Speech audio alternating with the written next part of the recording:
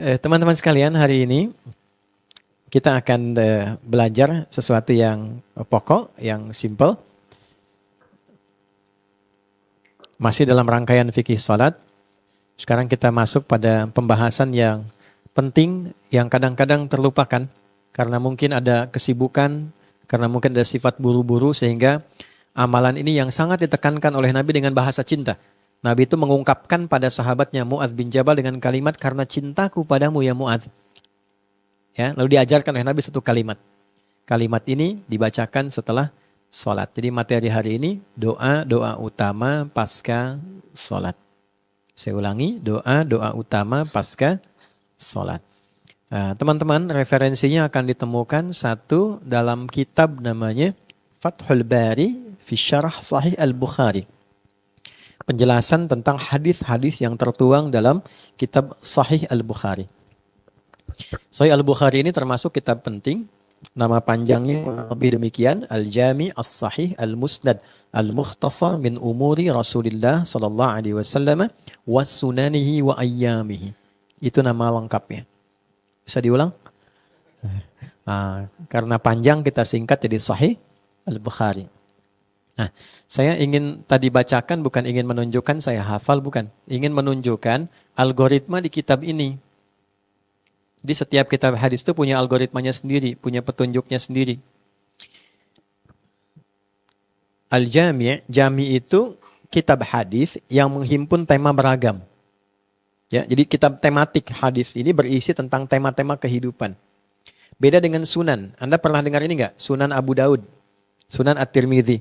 Nah, Sunan itu kitab hadis yang disusun berdasarkan topik fikih. Ya, fikih. Misalnya kita ingin belajar tentang cara berwudu yang benar. Belajar tentang dalil-dalil sholat. Dalilnya apa saja. Itu kitab Sunan. Kalau Anda ingin mencari inspirasi tentang para periwayat hadis sehingga ingin meneladani itu. Teman-teman yang perempuan, Sayyidah Aisyah istri Nabi itu kurang lebih beliau mengoleksi 2000 hadis. Nah, itu menjadi bagian dari karakter kehidupan beliau. Sampai dari 2000 itu beliau pernah mendalami kedokteran. Sampai dikenal pakar di bidang kedokteran. Sayyidah Fatimah pakar di bidang keperawatan. Ya. Nah, dalam konteks itu kalau Anda ingin meneladani kehidupan beliau dan mengambil sebagian pengetahuan ilmunya untuk dipelajari, yang disimpulkan oleh para ulama sepertiga ilmu dunia itu ada di Sayyidah Aisyah. Maka keluarkan hadis-hadisnya, pelajari. Nah, tadi saya di depan ada anak-anak kan. Dari yang bayi sampai tumbuh gitu kan. Itu ada perjalanan anak-anak hebat di masa Nabi yang mereka punya visi panjang sampai jadi orang hebat di masa depan. Sampai dari sekian itu ada 3 orang yang masih kecil-kecil. Ya kurang lebih mungkin 5-6 tahun. Itu datang ke depan Ka'bah. Langsung berdoa mengatakan, 3-nya berkomitmen. Ya Allah, mohon jadikan aku seorang pemimpin di masa depan. Presidennya lah kalau kita. Ya. Yang satu mengatakan, ya Allah karena dia ngambil presiden, jadikan aku panglimanya. Yang satu mengatakan, ya Allah karena dia sudah ada panglima dan presiden, aku gak minta banyak, ampuni aja dosaku. Jadi ulama gitu kan. Nah, tiga-tiganya kelak, tiga-tiganya mereka jadi sesuai dengan permintaan dan doanya masing-masing. Gitu. Tiga-tiganya. Itu sosok-sosok hebat. Kita akan temukan Ibnu Abbas, Ibnu Omar, Ibnu Amr bin As, masing-masing punya koleksi hadis. Ibnu Abbas itu kurang lebih 2000 hadis. Ibnu Omar kurang lebih 2500 hadis. Dan itu orang-orang hebat yang kemudian jadi sesuatu di masa depan. Nah, kalau kita menginginkan referensi tentang pencarian hadis, hadis ini ditemukan di mana? Di urutan apa? Maka cari namanya kitab Mu'jam. Mu'jam. Ya, misalnya Mu'jam Al-Wasit, ya, Mu'jam At-Tabrani, ada Al-Kabir, ya, ada As-Saghir, ada Al-Wasit. Itu tiga-tiganya adalah referensi untuk menemukan hadis dengan cepat. Sekarang bisa menggunakan metode komputerisasi ya, diklik tinggal ada. Dulu manual. Nah, di kitab Jami, ini isinya tematik teman-teman. Jadi kalau kita ingin tahu tema-tema kehidupan Nabi, dalam kesehariannya selama 24 jam misalnya. Nabi ngapain aja sih? Dari bangun tidur sampai tidur lagi. Nah, Imam Al-Bukhari punya peran dalam mengumpulkan itu. Sehingga beliau keluarkan ini kurang lebih dengan penempatannya ada 7000 hadis. Yang disebutkan terpisah ada kurang lebih 4000 hadis. Dibagi ke dalam 97 tema. Ya, dari mulai tema kitab Badul Wahyi, legalisasi kenabian, kemudian tema iman, Kitabul Iman. Anda kalau bertanya, Ustadz kenapa sih saya tuh kalau misalnya sedang semangat, imannya naik, amalannya juga cepat, sholatnya rajin. Tapi kalau sedang turun, kan? Nah, tiba-tiba misalnya jangankan yang sunnah, yang fardu aja kadang terlambat misalnya. Gimana cara naikinnya supaya kuat dan dijaga supaya nggak turun? Maka Anda keluarkan kitab iman, topik yang kedua, tema kedua. Ada 57 hadis di dalamnya, ada beberapa subtema. Nanti ada dianalisis penyebabnya. Misal ada karena terlalu fokus dunia, ya menyebabkan pencarian akhiratnya jadi lemah. Ada karena mohon maaf maksiat, sehingga taatnya itu melemah. Ada macam-macam. Al-imanu yazidu wa yantaqis, kesimpulannya yazidu bil ta'at wa yantaqisu bil maksiat. Kadang-kadang iman itu naik turun, naik dengan ketaatan, kebaikan, turun dengan maksiat. Dari turunan ini macam-macam. Ada bahkan tema tentang bisnis, tema tentang dagang. Kita buat tijarah, teman-teman yang berdagang, berbisnis, keluarkan hadisnya. Nanti ada ayatnya, ada hadisnya, ada persoalannya, ada solusinya. Nah, ini terkait dengan kitab doa. Persoalan doa, ad-doa, mengurai hadis tentang doa, spesifik doa yang dipanjatkan setelah sholat. Nanti kita bahas kenapa hikmahnya ini menjadi penting. Nah, ini karena ditampilkan dalam bentuk yang singkat dan padat, mukhtasar, musnad. Jadi Imam Al-Bukhari tipikalnya nggak banyak cerita, tidak banyak menjelaskan. Ini temanya, subtemanya ini, judulnya ini, ayatnya ini, hadisnya ini. Kalau dibutuhkan penjelasan, simple dan ringan. Maka datanglah seorang ulama besar, namanya Ibnu Hajar Al-Asqalani. Ibnu Hajar Al-Asqalani. Ya, saya penting sampaikan Al-Asqalani karena ada yang kedua nanti Al-Haythami. Asqalani. Jadi ada Ibnu Hajar Al-Asqalani, ada Ibnu Hajar Al-Haythami.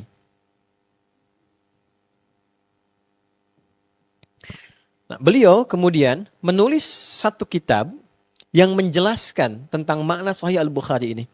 Maka beliau beli nama kitabnya, ada 16 jilid, Fathul Bari fi Syarah Sahih Al-Bukhari. Kitab saya ini saya siapkan untuk membuka Al-Bari, rahasia tersembunyi di balik karunia Allah yang maha baik dengan menghadirkan Sahih Al-Bukhari ini. Ya, fi Syarah Sahih Al-Bukhari untuk menerangkan, menjelaskan kandungan dari hadis-hadis yang tercantum dalam Sahih Al-Bukhari. Jadi teman-teman inspiratif sekali buku ini. Termasuk dari jilid pertama sampai akhirnya. Jadi saking menjelaskannya, mohon maaf ya, biografi Imam Al-Bukhari itu diterangkan sampai detil. Kan jarang ada yang tahu kalau Imam Al-Bukhari itu ibundanya single parent. Ya, jadi begitu dilahirkan, ayah ibunya kompak, merawat anaknya dengan baik, usia kurang lebih 2 tahun ayahnya meninggal. Dan tidak selesai di situ ujiannya. Al-Bukhari kecil, kemudian diuji dengan penyakit, matanya bermasalah sampai buta. Jadi kesimpulan medisnya nggak bisa lihat. Nah, tapi apa yang terjadi? Ibunya tak putus berdoa. Ya, sehingga dengan doa itu dan wasiat dari suaminya, menjadikan Allah mengganti kekurangan yang terlihat di matanya dengan ketajaman mata hatinya. Jadi saking kuatnya mata hatinya itu sampai ke ingatan beliau, apapun yang disampaikan itu seketika ingat dan tidak lupa. Itu saking dahsyatnya. Sampai satu kali, saya coba bahasin dulu ya untuk inspirasi. Satu kali, beliau ketika mulai belajar, namanya kutab. Kutab itu dulu tempat di area masjid untuk belajar Quran. Assalamualaikum warahmatullahi wabarakatuh. Jadi satu kali, ketika dikirim usia yang sangat belia, 4 tahun, 5 tahun dia, itu matanya nggak bisa lihat. Dituntun oleh asisten, masuk ke dalamnya, bergabung dengan rekan-rekannya sudah cukup agak senior, remaja dan sebagainya. Nah, lalu dibacakan surat Qaf pada masa itu. Ya, setelah selesai, gurunya tanya siapa yang hafal. Dalam satu kisah ya, siapa yang hafal? Tanpa diduga, Al-Bukhari kecil satu-satunya orang yang angkat tangan. Dipanggil ke depan, gurunya takjub. Begitu dipanggil, coba ulangi. Ini bukan sebelumnya punya hafalan ya. Bukan yang sudah hafal sebelumnya dipanggil. Ini baru dibacakan sekali, langsung hafal. Begitu dibacakan, ternyata bukan hanya sekedar bacaannya benar. Tajwidnya, makhrajnya, sifat hurufnya itu bagus sekali seperti gurunya. Sampai saking kagumnya gurunya berkata, minal an au kama qala tadrusul hadis. Anakku sayang, kamu dari sekarang belajar hadis ya. Saking peka dan sensitifnya feeling gurunya itu. Kenapa mengatakan demikian? Karena gurunya punya kesimpulan, Quran itu mudah, gampang. Hadis tidak mudah. Jadi menghafal Al-Quran lebih mudah dibandingkan menghafal hadis. Ya, lebih mudah. Maka siapapun saking mudahnya Quran, kenapa? Karena ada jaminan dari Allah. Walaqad yassarnal Qur'ana lidzikri fahal mim Muddakir, 4 kali disebutkan. Ya, di Quran surah ke-54 itu. Ya kan? Masih ingat ayatnya? Ayat 17, 22, 32 dan 40 kan? Disebutkan 4 kali. Aku sungguh berjanji akan memudahkan bagi siapapun yang ingin menghafal Quran. Adakah di antara Anda tertarik untuk menghafalkannya? Maka ini lintas usia. Jangan sebutkan kecil, mudah menghafal. Yang sepuh pun kalau mau bisa hafal. Ada seorang nenek merasa terganggu oleh seseorang anak muda yang menghafal Quran dengan keras. Tiap hari disebutkan, tiap hari dibacakan. Kedengaran sama nenek itu. Saking jengkelnya kemudian nenek itu manggil, "Fulan, sini kamu." Datang anaknya. Setelah datang, "Kamu kenapa sih kencang sekali tiap hari?" "Nek, aku sedang menghafal Quran." Kata nenek itu, "Aku saja yang mendengar engkau menghafal itu sudah hafal." Ya. Nggak ada batas. Yang bisa melihat, hafal. Yang divonis tak bisa melihat, hafal. Ya, yang sepuh, hafal. Yang muda, hafal. Bahkan menariknya, yang non-muslim pun bisa hafal Quran. Kami ada beberapa diskusi dengan pemuka agama lain. Ada non-muslim hafal Quran. Jadi, artinya bukan hanya Al-Fatihah, Bu. Ada yang 30 juz. Saya bergaul dengan mustasyrikin, orientalis. Ya, kita kadang seminar dan sebagainya gitu. Mereka tahu itu. Ini ada di ayatnya di Quran begini, begini, begini. Artinya apa? Allah benar dan maha benar. Ya kan? Nah sekarang kembali, hadis tak mudah. Gurunya menyimpulkan, kamu belajar hadis ya, karena punya anugerah yang luar biasa. Singkatnya pulang ke rumah, beliau cerita pada ibundanya. Ya Ummi tadi begini, begini, begini, begini. Singkatnya uridul hadis. Nanda pengen belajar hadis. Kata ibunya, iktafi bil Qur'ana, kurang lebih, cukupkan dengan Quran dulu. Nanti baru ngaji hadis. Apa yang terjadi? Anaknya tunduk pada nasihat ibunya, lalu berjalan ke kamarnya meraba jalan. Ibunya melihat itu, merasa iba, masuk ke mihrabnya. Nah ini poin teman-teman, mihrab ya. Selalu pernah saya jelaskan di pertemuan lalu, mihrab. Upayakan punya tempat khusus saat kita bisa sendirian meminta dengan khusyuk pada Allah. Untuk doa, untuk ngaji, untuk sholat, untuk curhat. Di situ. Dan itu dahsyatnya cepat mengabulkan doa, mudah mendatangkan rezeki.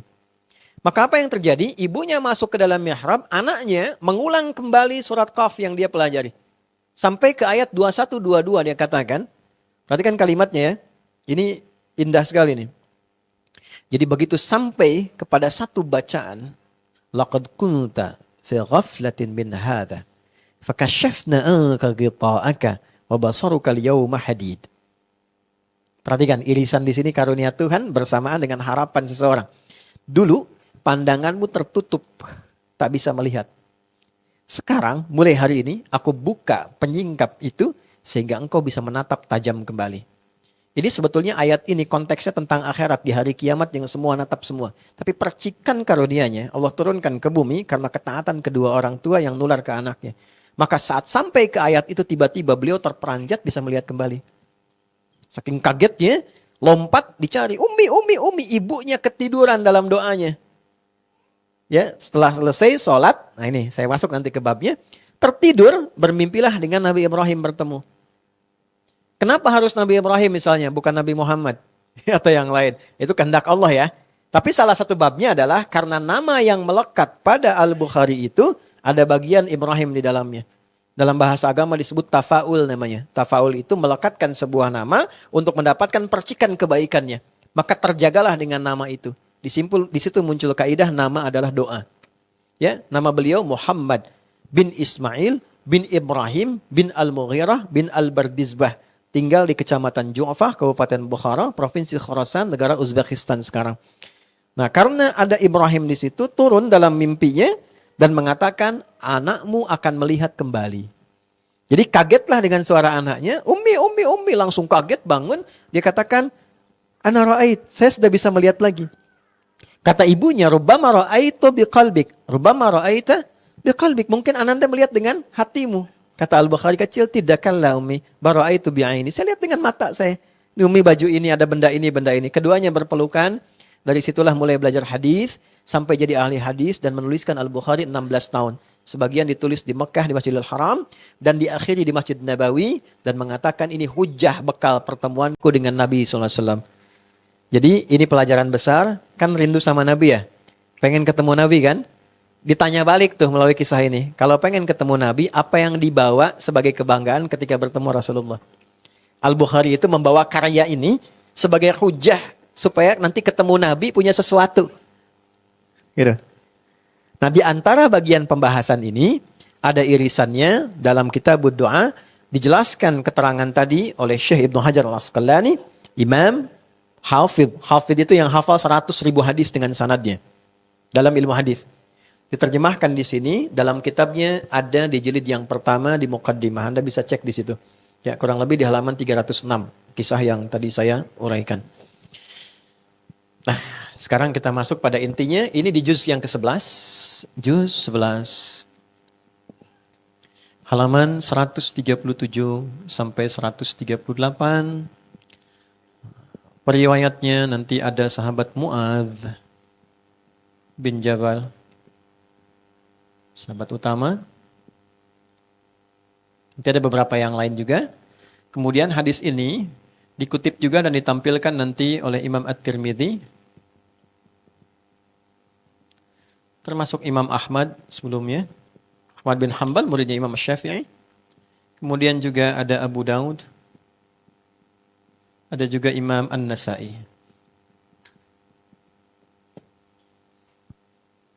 Baik. Jelas? Nah, kalau sudah jelas kita akhiri pertemuan kita. Ini referensinya dulu ya. Maksudnya kajian kita tidak hanya informasi yang disampaikan, tapi ada sumbernya sehingga nanti bisa dilacak dan bisa dicari. Yuk, kita langsung masuk kepada inti hadisnya. Ini sanad namanya. Ya, ini keunggulan dalam Islam itu ada sanad. Sanad itu referensi yang tersambung pada sumber primernya. Nah, agama kita terjaga dengan itu. Jadi semua orang tidak bisa mengarang. Ini yang memproteksi, menjaga supaya ajaran agama itu tetap orisinil. Kalau tidak, semua orang bisa berpendapat tentang ajaran agama yang dia anut. Maka Islam dari awal sudah memproteksi itu. Nggak bisa semua orang itu berpendapat tentang agama. Ada bagian-bagian yang memang sudah dijaga. Namanya sanad. Babnya ada di Sahih Muslim jilid yang pertama. Kalimatnya, laulal isnadu laqala man syaa ma syaa. Kalaulah tidak ada sanad, semua orang nanti bisa berpendapat sesuai dengan seleranya. Baik, satu kali Nabi SAW mendapati Mu'adz bin Jabal radhiyallahu taala anhu dalam satu keadaan, Allahu alam dalam keadaan tidak dilukiskan, bertemu dan mengatakan, perhatikan kalimatnya indah sekali ya, kalau di bahasa kita itu, Mu'adz, karena cintaku padamu, seorang sahabat Nabi loh, level tertinggi, ya kan? Memberi contoh pada kita, kalau punya sahabat, apapun dan bagaimanapun statusnya, cintai dia. Karena sahabat Nabi itu beragam, gak sama. Status sosialnya beda-beda. Bilal tidak seperti Utsman. Siapa Bilal dibanding Utsman? Utsman kayanya luar biasa. Abdurrahman bin Auf tak terkira hartanya. Bilal punya apa? Punya tenaga. Status sebelumnya budak yang dimerdekakan oleh Allah melalui tangan Abu Bakar. Beda dengan Ali bin Abi Thalib. Ali bin Abi Thalib sederhana hidupnya. Terbatas sekali, Pak. Mungkin masuk kategori miskin. Kalau ada survei kekinian gitu kan. Sensus kekinian. Tapi ilmunya lebih kaya dari orang kaya sekalipun. Pertanyaan terdekatnya adalah, apakah Nabi memberikan perlakuan berbeda pada golongan sahabat ini? Tidak. Di sahabat terindah itu, pergaulannya tidak dibatasi dengan status sosial. Jadi kalau Anda punya teman yang memberikan perhatian lebih dengan status sosialnya, itu belum menjadi sahabat yang sejati. Karena contoh dalam Islam, persahabatan itu tidak diukur dengan status sosial, tapi diukur dengan bagaimana cinta kita bisa diterjemahkan melalui perhatian yang terbaik yang mendekatkan sahabat itu pada Allah Subhanahu wa taala. Itu poinnya. Ya, dan itu perilaku ya, bukan modus ya. Hati-hati ya. Hati-hati, bukan modusnya. Ayo kita mendekat kepada Allah. Modus, cek dulu gitu ya. Salatnya benar enggak, latar belakangnya bagaimana dan sebagainya. Baik, karena cintaku kepadamu, aku akan berikan satu doa yang dibacakan setiap selesai salat. Ya. Jadi kalimat fi kulli duburi shalah ya bimakna ba'da salam ijma'an. Kata para ulama yang dimaksud setelah selesai salam. Di assalamualaikum warahmatullah, assalamualaikum warahmatullah, selesai, kemudian biasa ada zikir kan, berdoa. Ya, jadi doa setelah salam dalam sholat itu ada. Dan itu hadisnya dari Nabi dan ijma'. Para sahabat meriwayatkan itu. Jelas? Nah, ini sekaligus juga mengoreksi, meluruskan Ada pendapat mengatakan nggak boleh atau tidak dibenarkan berdoa setelah sholat. Tidak, ternyata riwayatnya ada. Riwayatnya ada di kitab sahih tersambung. Nah ini mungkin belum ketemu aja mungkin hadisnya sama teman-teman. Nyambung kembali, apa doanya? Yuk, saya bacakan di sini ada 2 doa saja karena waktunya terbatas. 1. Allahumma a'inni ala dzikrika wa syukrika wa husni ibadatik. 1. Saya tuliskan ya. Teman-teman saya ijazahkan. Nanti boleh dibaca ya. Ijazah yang ini tidak usah diverifikasi, langsung saya bacakan, Anda ikuti ya. Ada hadis Nabi ini langsung. Bismillah. Allahumma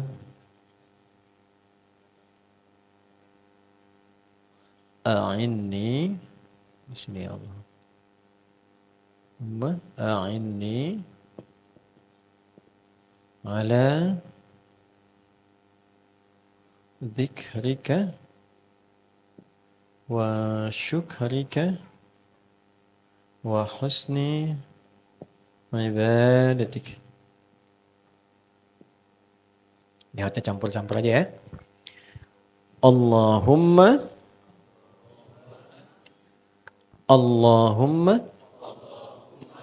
a'inni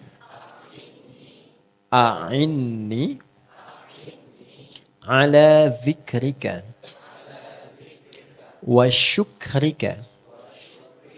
Ini sin besar ya, tanda ke bawah ini di khat ruqah itu sin besar. Wa syukrika. Ya. Wa husni ibadatik. Baik ya. 1, 2, 3. Jadi minta 3 hal setelah sholat. Oke, pelan-pelan. Kita masuk ke adabnya dulu. Allahumma. Oke. Gak usah diulang. Oke. Apa artinya? Allahumma. Ya Allah. Apa artinya ya Allah? Allahumma. Baik. Allahumma itu bentuk halus dan tawadhu dari kata ya Allah. Oke.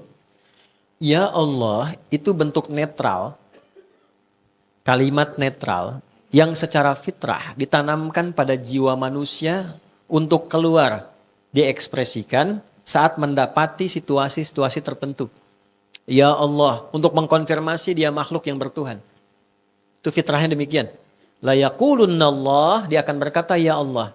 Contoh, teman-teman yang perempuan, ibu misalnya, mau keluar terus mendung gelap gitu kan. Apa yang diucapkan? Ya Allah, mendung kan.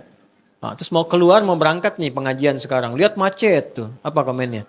Ya Allah, macet. Kan? Gitu kan? Itu fitrah kan? Dia keluar, bisa ekspresinya itu yang standar. Bisa Allahu Akbar, macam-macam. Ya, saya pernah lihat satu tayangan di video di YouTube. Ada di agama teman-teman kita di agama lain, di tempat ibadahnya. Terus tokohnya sedang khutbah, tiba-tiba gempa. Tuh jamaahnya bilang, Allahu Akbar. Katanya. Secara fitrah keluarnya. Nah, jadi kata-kata ya Allah itu konfirmasi kita bertuhan. Bahkan kepeleset pun bilang ya Allah kan. Jalan kepeleset kan ya Allah gitu ya. Itu konfirmasi kita bertuhan. Makanya itu kalimat netral yang umum. Nah, dalam doa kalau kita ingin lembutkan kalimatnya pada bentuk tawadhu yang merendahkan diri kita, doa itu kan minta dari yang rendah ke yang tinggi kan. Nah, maka bagaimana adabnya supaya kita merendahkan, menjatuhkan kepasrahan kita kepada yang punya segalanya. Maka Nabi mengajarkan satu kalimat dalam bahasa Arab namanya Allahumma. Okay. Maka adabnya ketika diucapkan Allahumma itu jangan meninggi. Catat kalimat ini ya. Seseorang yang semakin meninggi, Allah pasti rendahkan serendah-rendahnya. Tapi ketika seorang hamba merendah, Allah angkat-angkat setinggi-tingginya. Itulah kenapa Allahumma itu penting sebagai adab yang mengajarkan pada kita dan mengkonfirmasi kalau berdoa rendahkan dulu diri kita dan merasakan bahwa kita ini butuh. Gitu. Dan itu sudah fitrah. Anda mau jadi pejabat pun setinggi apapun pasti berdoa. Presiden aja berdoa kok. Orang kaya sekaya apapun pasti berdoa juga. Minimal doa supaya kekayaannya bisa terjaga gitu kan. Ya, butuh juga kan. Orang berilmu sepintar-pintarnya berdoa juga. Artinya mengkonfirmasi dia butuh. Nah jangan dibawa status sosial itu. Tuh. Anda kalau mau kerja, ya public figure ataupun siapapun, ya apapun aktivitasnya pasti kan doa dulu kan. Nah doa itu jangan terlalu tinggi. Ya Allah, aku mohon ya, mudahkan urusanku hari ini. Nah, itu masih umum. Kalau sudah Allahumma, itu merendah. Allahumma, rendahkan diri kita. Oke, satu. Ini agak mahal ya. Ini ilmunya agak mahal yang diajarkan pada kita. Saya hanya menyampaikan kembali. A'inni. Ini asalnya dari kata a'in. Gini, a'in. Kemudian ditambahkan nun. Sambungkan dengan kepasrahan diri. Nunnya ini nunul wiqayah, penyambung untuk menguatkan jiwa. Maksudnya apa? Kalau berdoa, mesti yakin. Koneksikan diri kita dengan Allah sepenuhnya dan hadirkan keyakinan. Jangan ragu. Bagaimanapun jawaban Allah, terserah Allah. Yang penting saat minta mesti yakin. Itu dulu poinnya. Ya, satu, ada sifat rendah. Merendahkan diri kita. Merendah diri itu hanya pada Allah ya. Kalau pada makhluk rendah hati. Rendah diri itu hanya pada siapa? Allah. Karena kita merendahkan diri sepenuhnya. Sujud itu kan menapakkan yang terhormat di kepala ke lantai. Itu kan perendahan diri sepenuhnya. Rendah diri di kalangan manusia tidak boleh. Karena itu lambang dari pesimis untuk manusia. Tapi rendah diri di hadapan Allah itu kehormatan. Iblis itu menjadi iblis ketika tidak merendahkan dirinya. Disuruh sujud dia nggak mau. Disuruh sujud dia menolak. Baik ya? Nah kita bedanya dengan makhluk tadi, kita diminta merendah, kita merendah. Adab doa, rendahkan dirimu sepenuhnya. Yang kedua, hadirkan keyakinan sepenuhnya dan koneksikan, sambungkan diri kita sekhusyuknya. Minta dengan khusyuk, yakin punya Allah, sampai merasa punya Allah. Di berdoa itu jangan cuma di sini, maaf. Jangan cuma di lisan. Sambungkan kalimat doa itu sampai terasa pada jiwa, sampai ke sini. Ya, sampai kita merasa doa itu hadir pada jiwa kita, sampai di sini. Di tiga ini ya, ini penting sekali. Ini hal yang paling dasar, jangan sampai begini. Nanti setelah diajarkan, Anda tanya, Ustadz saya sudah minta kok nggak dikabulkan. Yang saya khawatirkan, bukan masalah permintaannya, adabnya hilang. Ini nggak ada. Baik ya, jadi yang pertama, rendahkan diri kita. Yang kedua, hadirkan keyakinan pada jiwa kita dengan seyakin-yakinnya bahwa hanya Allah yang mampu mengabulkan doa ini. Bukan yang lain. Baik ya? Yang ketiga, koneksikan diri kita sepenuhnya dengan Allah. Makanya salah satu keterangan doa disampaikan setelah sholat. Kenapa pasca sholat? Karena sedang terkoneksi. Baru dilatih. Kan dalam sholat itu bahasa Arab untuk mewakili makna terhubung, tersambung. Dari kata silah, wasolah, sampai. Silah itu koneksi yang kuat yang sulit diputuskan. Kenapa ibadah ini disebut sholat? Karena sholat itu menghubungkan kita dengan Allah sehingga terhubung dan sulit dipisahkan. Ciri orang berhasil sholat, pasca sholat, dia punya hubungan, keterhubungan dengan Allah. Ingat itu kan terhubung. Di mana ditemukan surat 4, ayat berapa? 103. فَإِذَا قَضَيْتُمُ الصَّلَاةَ Maka jika Anda telah tuntas mengerjakan sholat, fadhkurullah, cepat terkoneksilah. Kalau Anda berhenti di sini, فَإِذَا قَضَيْتُمُ الصَّلَاةَ Jika Anda telah menyelesaikan sholat, ini makna yang pertama, ada orang yang hanya sholat untuk menyelesaikan kewajiban formalnya saja. Dia tak peduli apakah khusyuk atau tidak. Yang penting sudah sholat. Ya. Nah, kalau nggak disebutkan kapan, siapa, dan di mana, ini menunjukkan di setiap masa akan ada orangnya. Dan setiap orang akan ada masanya. Jadi akan ada orang yang sholat, yang penting prinsipnya, yang penting udah sholat. Menggugurkan kewajiban. Dia tidak terlalu berpikir apakah sholat itu bermanfaat untuk dia atau tidak. Ada berkahnya atau tidak. Yang penting saya udah sholat. Jelas? Baik, teruskan. Fadhkurullaha, sholat yang sukses itu, yang segera mengoneksikan diri kita kepada Allah, tersambung. Qiyaman, baik dalam kondisi sedang berdiri. Nah ini poinnya. Wa qu'udan, sedang duduk, wa ala junubikum. Jadi pasca sholat, harusnya tersambung dengan Allah, ingat nih. Itu fungsinya sholat. Jadi ketika kembali ke pekerjaan, ingat Allah. Jadi Anda tidak akan mungkin memilih pekerjaan yang nggak Allah senangi. Terus masuk ke tubuh, nggak mungkin bicara sesuatu yang nggak Allah suka. Berbohong itu nggak mungkin. Orang sholat berbohong nggak mungkin. Mustahil. Kenapa? Karena tersambung dengan Allah. Dipantau. Nggak mungkin melangkah pada tempat-tempat yang tidak baik. Karena tersambung, terkoneksi dengan Allah. Kan nggak ada penjahat baca bismillah dulu kan setelah akan beraksi kan. Ada orang korupsi baca bismillah kan nggak ada. Jadi kan? Kenapa? Karena konektivitas itu tidak akan mungkin bersanding dengan kemaksiatan. Maka dari itu ketika disambungkan ke sini pastikan lu terhubung. Ya, satu, setelah merasa nyaman, merasa punya Allah, kita merendah, baru kita bacakan.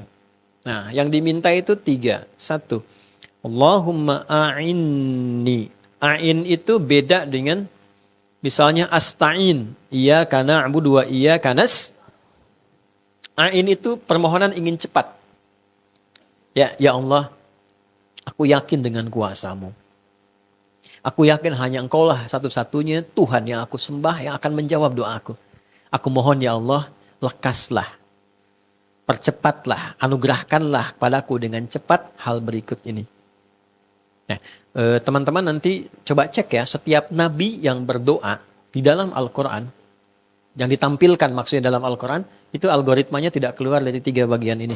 Mereka punya keyakinan yang luar biasa, mereka khusyuk terkoneksi dengan Allah dan merendahkan diri kepada Allah dengan harapan yang kuat. Nanti Anda bisa cek setiap doa-doa. Di antaranya terkumpul di satu surah misalnya Al-Anbiya. Surah 21 dari ayat 83 sampai 90. Ada doanya Nabi Zakaria, doanya Nabi Ayyub, doanya Nabi Yunus, doanya Sayyidah Maryam. Dikumpulkan di situ. Dengan 3 pembuka ini. Oke, sudah paham kita masuk pada bab yang ini. 1. A'inni ala dzikrika. Ya Allah, aku mohon padamu dengan segala kerendahan diriku sebagai hamba. Dengan keyakinanku bahwa Engkau pengabul doa. Mohon ya Allah, anugerahkan padaku dengan segera. 1, kemampuan untuk selalu terhubung denganmu. Kemampuan untuk selalu terhubung denganmu. Berzikir kepadamu. Zikir itu terhubung. Saya kasih logika begini. Saya terhubung misal saja ya, belum tentu realitanya demikian. Saya terhubung dengan presiden misalnya, punya koneksi. Mudah nggak saya beraktivitas? Sangat mudah, karena punya akses ke presiden. Ya, mau masuk kementerian, diminta ID, telepon presiden. Ya kan? Ya, ada butuh sesuatu dipersulit, punya akses dan orang tahu, oh dekat presiden. Nggak dibilang pun langsung dipermudah. Bagaimana yang dekat dengan Allah? Yang tidak ada batas dalam pemberian. Tidak punya sulit dalam pemberian solusi. Nah, maka pesan penting yang pertama ini adalah terkoneksi dengan Allah sesungguhnya memberikan kemudahan dalam berkehidupan. Jadi ketika Nabi mengajarkan satu bagian, ya, itu sebetulnya ingin memberikan gambaran kepada kita untuk memudahkan kehidupan kita apapun profesi dan aktivitas yang dijalani. Intinya adalah berupaya tersambung sampai kita merasa punya Allah. Itu nggak mudah, teman-teman. Jadi kalau hidupnya ingin mudah, kesimpulan cepat ya, kalau hidup ingin mudah, tersambunglah sampai kita bisa menyimpulkan saya punya Allah. Itu mahal sekali, nggak bisa dinilai apapun. Jadi kalau sudah merasa punya Allah, segalanya kecil. Masalah seberat apapun, kalau saya, Anda, kita merasa punya Allah, itu ringan. Masih ada Allah, pasti selesai kok. Kontrak belum beres, ada Allah. Allah pasti berikan yang terbaik daripada ini, dan disiapkannya lebih daripada ini. Nah itu poin yang tertinggi itu. Jadi kalau sudah terkoneksi dengan Allah dan punya Allah, dan itu yang kurang sekarang. Kenapa dicurhatkannya di media sosial? Ditumpahkannya di podcast. Saya ingatkan ya sama teman-teman semua nih, kalau masih ingin belajar nih dengan baik, jangan mencurhatkan dan menumpahkan informasi sensitif yang penting di ranah publik yang terbuka. Karena saat persoalan itu selesai secara personal, kita tidak bisa menyelesaikan itu dan meralatnya secara sosial. Dan di era sekarang itu diakses oleh keturunan berikutnya. Kalau punya masalah, ada bagian yang bahkan Allah declare-nya begini, aku sudah tutup, kenapa engkau buka? Di antaranya masalah rumah tangga. Jadi kalau ada masalah rumah tangga terjadi malam, kata Nabi, jangan diungkit keluar. Kalau kita bisa tutup tuh sampai siang, sampai kiamat pun Allah tutup. Kalau punya masalah siang, jangan terbuka malam. Artinya sehari itu pun tahan. Kalaupun perlu curhat, Allah tahu itu. Sangat tahu. Ada dua jenis curhatnya. Langsung curhatkan pada Allah. Itu Quran surah ke-12 ayat 86 misalnya. Nabi Yakub pernah dengar kan? Masalah rumah tangganya kan kompleks sekali tuh. Ya, sampai beliau nangisnya sampai matanya buta, Anda bayangkan. Ya, saya gambarkan gini ya Bu, teman-teman.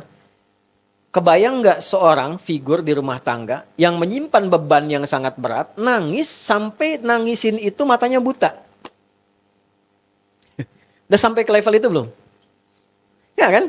Kan nangis itu ada yang keluar ekspresinya, suaranya, wah itu anak-anak disebut buka namanya. Baka yabki bukaan, buka itu nangis dengan ekspresif. Ada yang nangis, dipendam dalam hati, tapi air matanya keluar. Itu huzan namanya. Hazina yahzanu la tahzan. Dipendam, tapi air mata keluar. Ada buku namanya La Tahzan. Jangan banyak memendam kesedihan sepanjang kau merasa punya Allah. Tapi caranya bagaimana gitu kan? Ada yang dipendam, air mata nggak keluar, tapi sakit. Itu bathun namanya. Bathun. Ya, kata Nabi Yakub, innama ashku bathi wa huzni ilallah.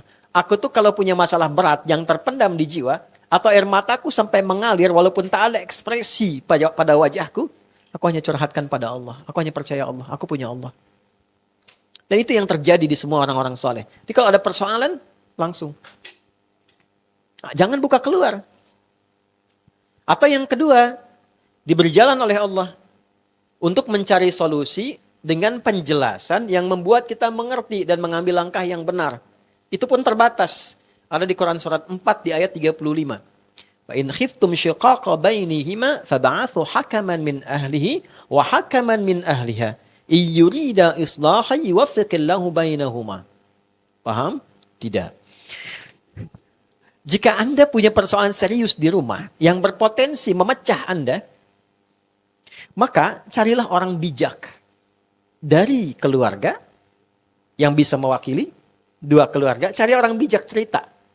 Sehingga bebannya nggak sendirian. Makanya kalau nanti jadi wali nikah, itu jangan sembarangan. Karena di antara fungsinya memberi masukan saat ada persoalan. Bukan hanya mendampingi, ya. Jadi saksi sah nikahnya atau kemudian menikahkan. Tapi ada fungsi perlindungan di dalamnya. Yang kedua, cari sosok-sosok yang memang memberi solusi. Kiai yang saleh misalnya, ustadz yang benar, yang bisa menjaga informasi, tapi juga terukur pengetahuannya banyak dan bijak. Ada yang banyak tapi nggak bijak. Ada yang bijak tapi nggak banyak. Awas hati-hati ya. Hati-hati nih. Nah, kalau sudah ada seperti itu, bicara, minta solusi. Nah, jangan dibuka ke publik. Ketika dibuka, itu Allah soal. Aku sudah tutup, kenapa engkau buka? Tuh, ada di ayat 34-nya tuh. Fasalihatu. Cuman menariknya itu pada perempuan. Penekanannya, walaupun sama-sama laki-laki juga dapat. Kan An-Nisa itu perempuan-perempuan kan? Bukan laki-laki kan? Tapi laki-laki punya kewajiban itu. Saya cari rahasianya apa? Ternyata ada dua. Satu, fitrahnya ketika perempuan menyatu dengan laki-laki sebagai suami istri, keadaan suami akan terbawa oleh istri, termasuk jabatan ataupun status sosial yang melekat pada suami. Tidak sebaliknya. Contoh, suami menjadi bupati diangkat, maka otomatis istrinya menjadi ibu bupati. Suaminya camat, istrinya ibu camat. Padahal yang camat siapa? Suami. Kalau ada ibunya istri yang jadi bupati, nggak akan ada bapak bupati. Suaminya. Demikian di militer juga. Suaminya kolonel, ibunya bisa jenderal. Balik kan? Itu sama ya. Dapat jabatannya, pangkatnya itu akan hadir. Nah persoalannya apa? Ketika itu melekat, apapun yang dikerjakan oleh istri, suami akan terbawa. Tidak sebaliknya. Suami punya jabatan misalnya kan, jabatan publik.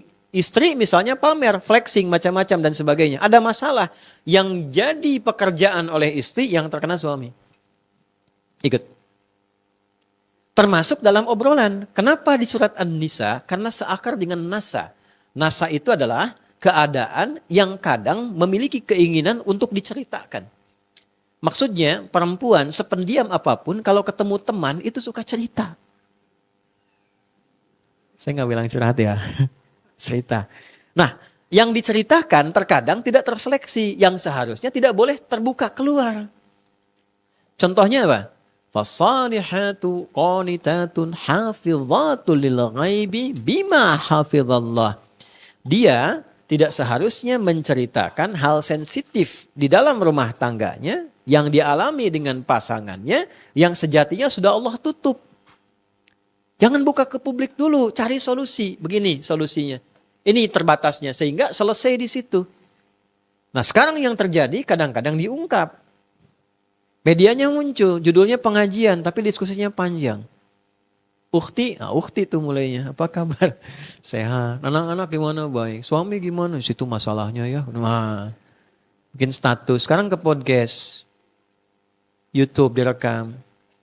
Pernah nggak menyadari kalau satu saat anaknya tumbuh dewasa lihat itu? Cucunya lihat, rekamannya ada. Terus di sekolah kemudian diceritain sama teman-temannya. Oh itu kamu ya yang ibunya begini ya? Oh itu kamu yang ayahnya begini ya? Kebayang nggak? Nah itu yang tolong biasakan dijaga ya. Kalau yang punya podcast kan seneng aja, viewernya banyak. Dan sebagainya. Tapi kalau Anda misalnya, maaf, membawa suasana acara demikian akan berbalik. Anda yang akan diuji dengan peristiwa itu. Jadi kalau memfasilitasi hal yang terlarang kemudian hadir, satu saat Anda yang teruji dengan situasi itu. Dan tidak siap untuk menjalaninya. Itu bagian awal ya, yang mungkin penting saya tekankan. Balik lagi ke sini. Jadi kalau sudah merasa punya Allah, terhubung, itu kemudahan yang kita dapatkan. Nah turunannya bagaimana kemudian kita bisa meniti jalan untuk mendapatkan kemudahan berzikir ini. Jalannya seperti apa? Kan kita minta ya Allah, anugerahkan aku pertolonganmu dengan segala kekuatan dan pengabulan doa yang cepat darimu, agar aku selalu mampu terkoneksi kepadamu, terhubung denganmu, zikir. Apa tandanya orang sudah bisa terhubung dengan Allah? Cirinya bagaimana?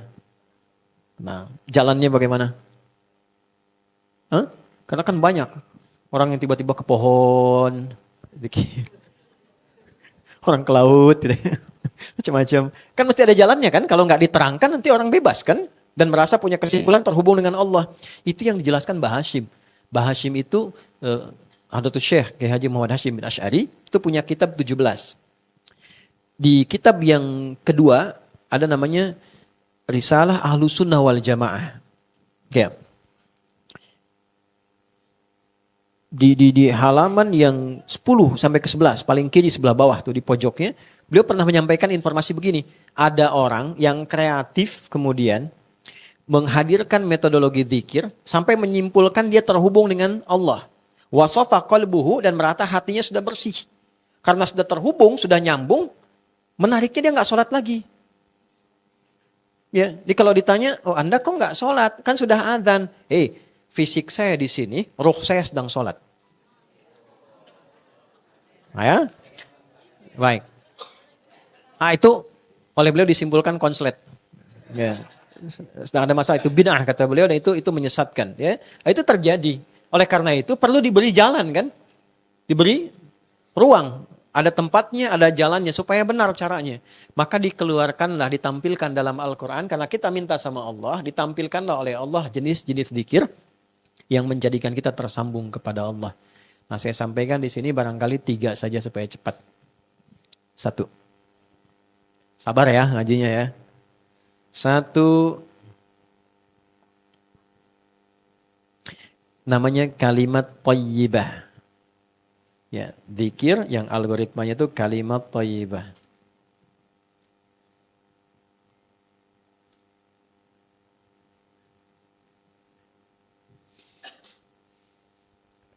Oke.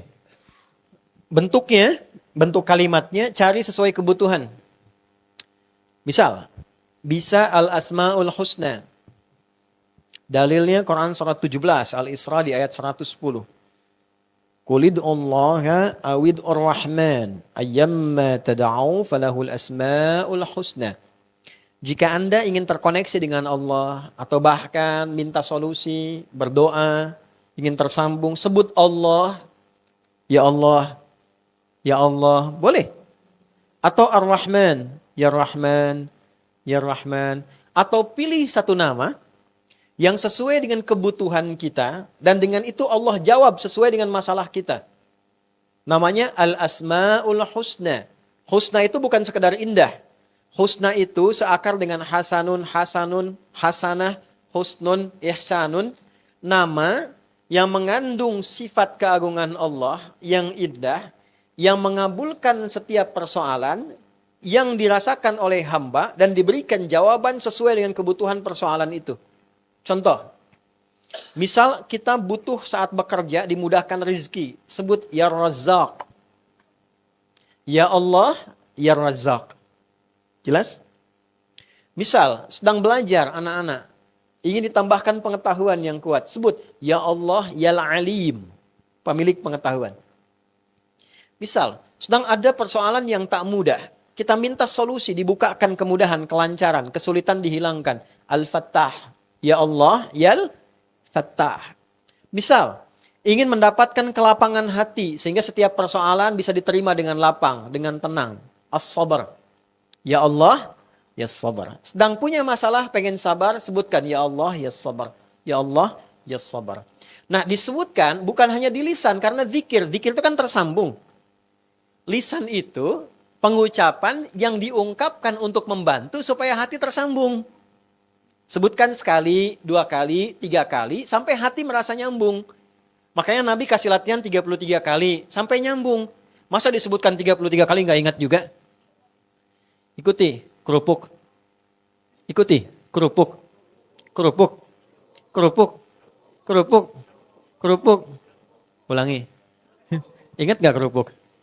5 kali. Masa subhanallah, alhamdulillah 33 kali gak ingat Allah juga? Butuh berapa kali lagi? Ya? Nah, kadang setiap kita bisa berbeda. Makanya ada orang datang, ulama yang tahu, yang peka bilang, baca 100 kali ya. Yang ini baca 20 kali ya, ini baca 30 kali ya. Kenapa? Dengan latihan sampai ke situ hati nyambung. Jelas ya? Nah, tapi baca sesuai kebutuhan. Ingin menghafal Al-Asmaul Husna nggak apa-apa. Tapi kalau ingin mohon, cari yang paling efektif yang sesuai dengan kebutuhan kita. Ya, kalau nggak butuh ya sober, nah minta masalah tuh.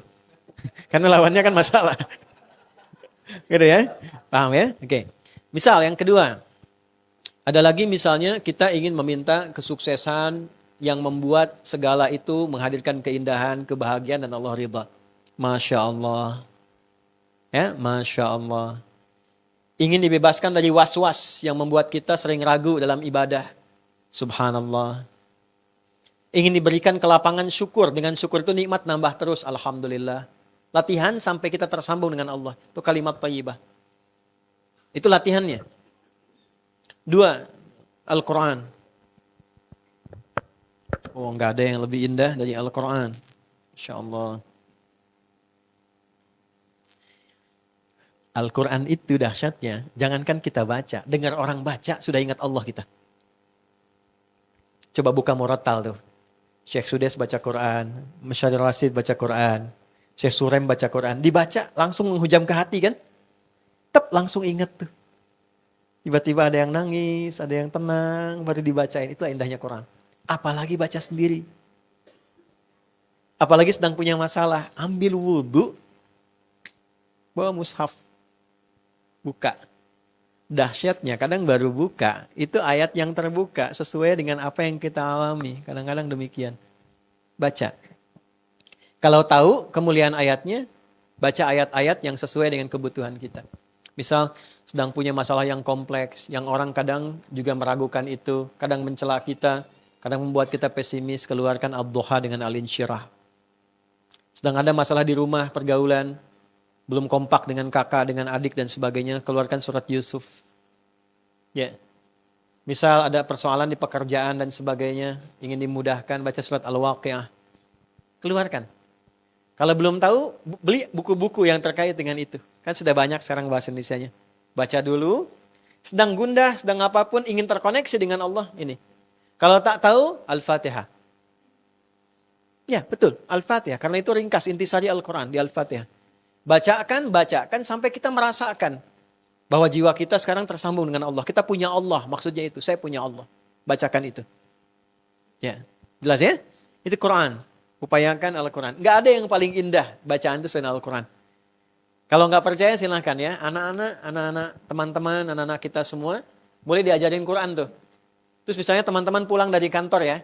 Atau dari pekerjaan tuh. Kena macet, pusing apa. Tiba-tiba lihat anak atau cucu. Usia 3 tahun, 4 tahun, dia sedang mengulang-ulang. Walaupun ayat itu biasa. Qul huwallahu ahad. Itu hilang semua penatnya. Yang ada cuma pengen meluk. Gitu ya. Gitu. Itu luar biasa. Pernah nggak ngantar ke sekolah baca Quran sama-sama? Barengan. Ya sebentar ya. Gitu ya. 5 menit ya. Pernah nggak gitu ya? Coba barengan baca Quran sampai terkoneksi. Oke, yang terakhir, yang ketiga pada bagian pertama ini. Sholat. Dan saya akhiri di sini, nanti penjelasan setelah penjelasan, karena sudah ada panggilannya. Salat.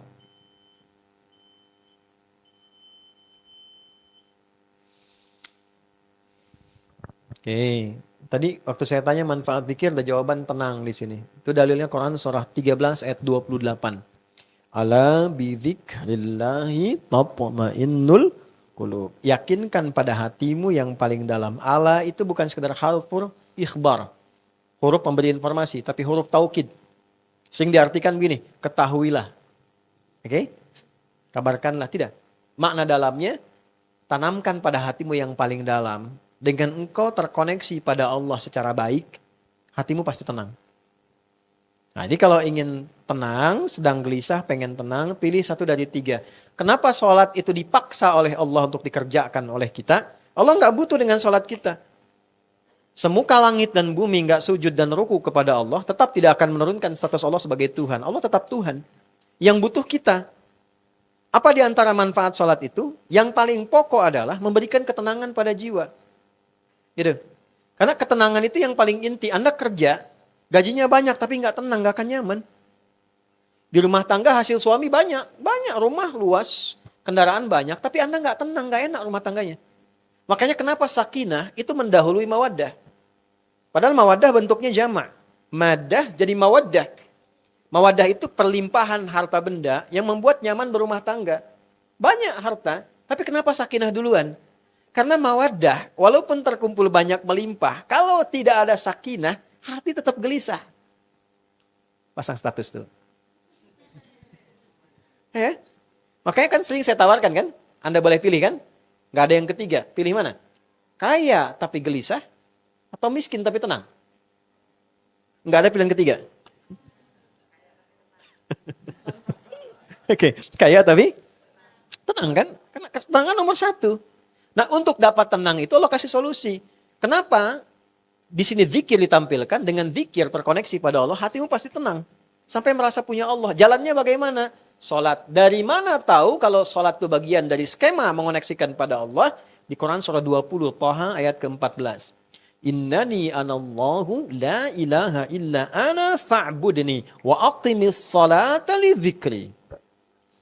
Yakinkan pada jiwamu yang paling dalam, akulah Tuhan. Akulah Allah, Tuhan yang paling hak dipertuhankan dan disembah. Sembah aku dengan cara menunaikan sholat supaya terkoneksi padaku. Jadi Allah itu bukan nama sifat, Allah itu nama Tuhan. Ya, kalimatnya bukan begini ya. Ya, Allahku X, siapa Allahmu? Itu keliru. Karena Allah itu nama Tuhan, bukan sifat. Tuhan saya namanya Allah. Tuhan Anda siapa? Gitu ya. Allah itu dari bahasa Arab. Jadi karena dari bahasa Arab menunjukkan zat, nama khusus zat. Gitu ya, yang diperkenalkan pun oleh pemiliknya. Jadi nggak bisa ditiru. Makanya kalaupun diambil oleh makhluk nama itu, makhluknya akan dikecam oleh semesta. Coba deh misalnya ada orang lahir namanya Allah tuh, langsung dikecam itu. Karena nggak boleh diambil. Dan uniknya setiap dihilangkan hurufnya kembali pada pemiliknya. Ya. Ini kan Allah kan begini tulisannya. Ya kan? Anda hilangkan satu misalnya, sini. Tuh. Baca. Lillahi ma fis samawati wa ma fil ard. Balik kepada pemiliknya. Hilangkan lamnya satu, otomatis tasdid hilang, tasdidnya hilang. Apa? Lahu mulkus samawati wal ard. Kembali pada pemiliknya. Hilangkan la-nya, tinggal apa? Hu. Hu itu singkatan dari huwa. Lahu kan hu-nya huwa. Yang tahu bahasa Arab tuh tahu ini. Huwa. Huwa kalau berhenti di sini, wa-nya nggak dibaca, u-nya yang dibaca. Allahu la ilaha illa huwal hayyul qayyum. Berhenti di huwa. Allahu la ilaha illa hu. Hu. Siapa huwa ini? Larinya kemana? Allah. Tahu dari mana huwa ke Allah? Baca kul huwa Allah. Kul huwa Allah. Kul katakan huwa, disebut huwa Tuhan itu Allah. Wahad. Hapus semuanya. Ini bukan ilmu takatik ya, ini ada ilmunya di bahasa nih. Hapus. Ada enggak? Enggak kelihatan kan? Kelihatan tuh ghaib namanya. Enggak kelihatan, kita masih yakin turun ayatnya. Alladzina yu'minuna bil ghaib. Siapa ghaib di situ? Allah. Walillahi ghaibus samawati wal ardh. Itu Tuhan. Jadi enggak bisa di copy paste. Kan? Anda sebutkan nama, siapa aja? Sebutkan. Adi misalnya. Hilangkan satu hurufnya. Tuh. Angkatan darat. Hilang. Udah gak ada maknanya. Hilang ya selesai orangnya. Kan? Nah itu sampai ke titik itu teman-teman. Jadi ini menarik ya. Kemudian Allah katakan sembah aku lewat sholat. Kenapa sholat? Wa aqimis sholata lidzikri. Sholat supaya kalian bisa dzikir, terkoneksi denganku. Nah sholat itu menghimpun semua jenis dzikir. Kalimat thayyibah ada dalam sholat. Ada subhanallah dalam sholat? Ada. Kalau nggak ada berarti Anda saat ruku sujud nggak baca tuh. Alhamdulillah ada? Ada. Kalau nggak baca berarti Al-Fatihahnya kurang kan? Allahu Akbar ada? Kalau nggak baca berarti takbirnya nggak ada tuh. Ya kan? Kalimat thayyibah ada semua. Istighfar ada?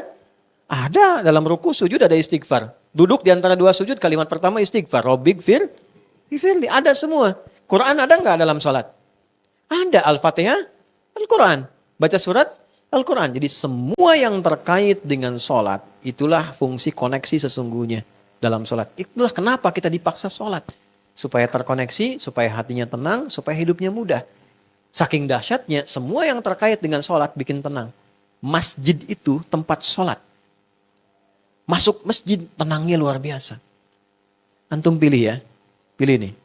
Sedang ada pekerjaan, terus tiba-tiba ke rumah. Masuk rumah ketemu istri. Dengan masuk masjid kosong, gak ada orang. Tenang mana?